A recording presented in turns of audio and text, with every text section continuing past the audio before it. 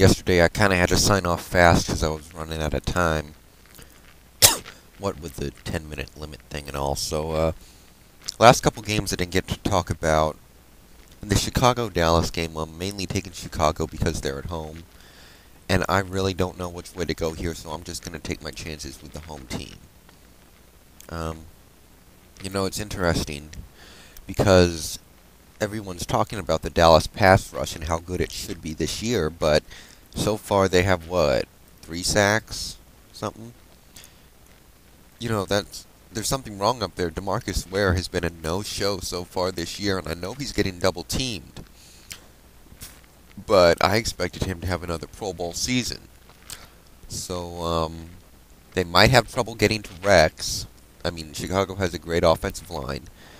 And if Terrence Newman doesn't play, I don't know if he is going to or not. I've heard two arguments going both ways.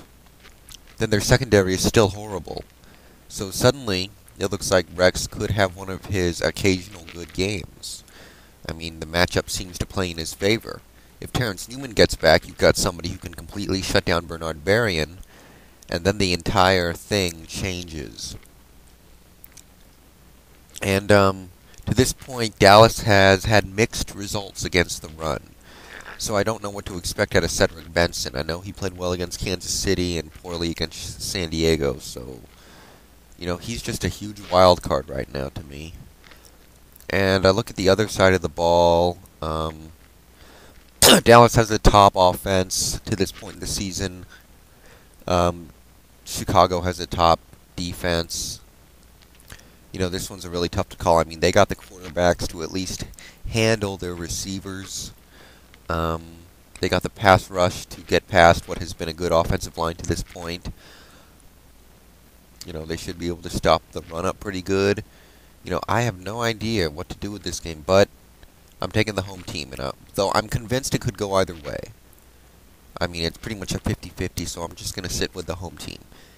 And as for the Saints and Titans, I just see it's Monday Night Football. The Saints have their backs against the wall.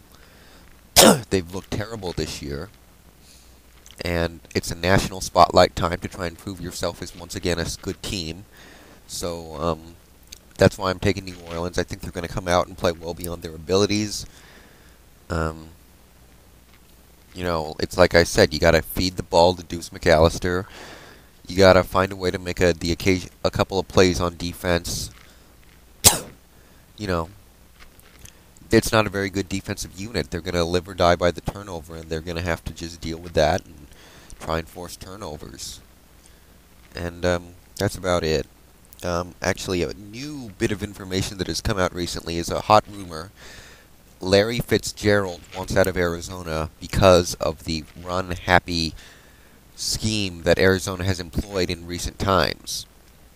He believes that he's not going to be able to get the ball enough in this new offense, and so far that is true.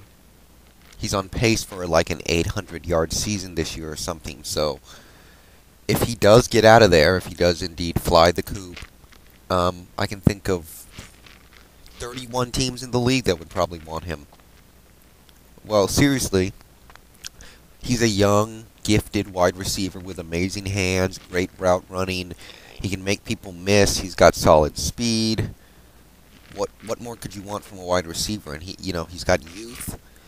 I mean, realistically, I can see 20, possibly 15 or 20 teams that'll go after him. Jacksonville, maybe even Dallas, Atlanta, Seattle, San Francisco, probably not St. Louis. Let's see. If Jacoby Jones doesn't work out, Houston, Green Bay, Minnesota, the list goes on and on. I mean, drafting wide receivers in the first round is a massive risk, and finding young superstar wideouts in free agency is so rare. If he does indeed decide to leave Arizona, there's going to be a huge off-season bidding war for him, and it's going to be very exciting. Tomorrow we got the Huskies taking on the Bruins. As you know, I don't follow college football very much, but I'm probably going to make time to watch this game and whatever else I happen to get coverage of. Keep it on in the background, maybe. Anyway, Huskies, Bruins, 2-1 teams. Um, it's in UCLA. That obviously puts us at a disadvantage. Two Pac-10 teams, trying to prove themselves, both coming back from disappointing losses, and I don't know what to expect.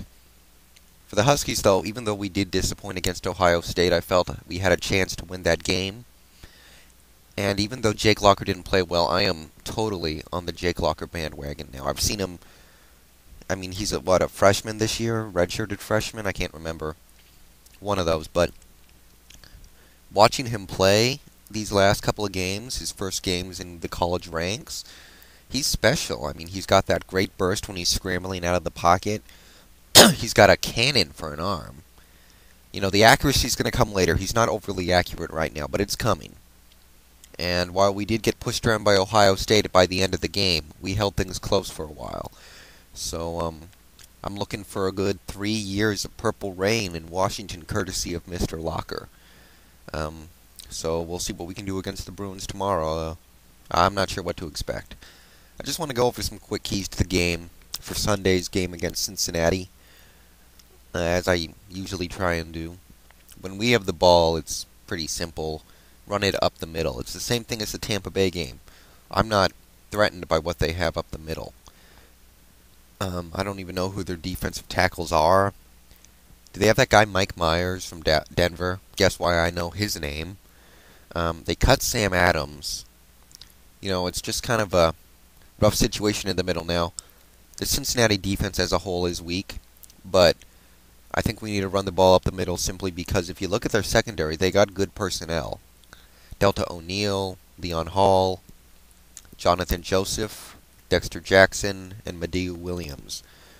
That's a pretty good secondary individually, but as a group they don't play that well. One of them forgets what they're supposed to be doing, and everybody gets burned, basically.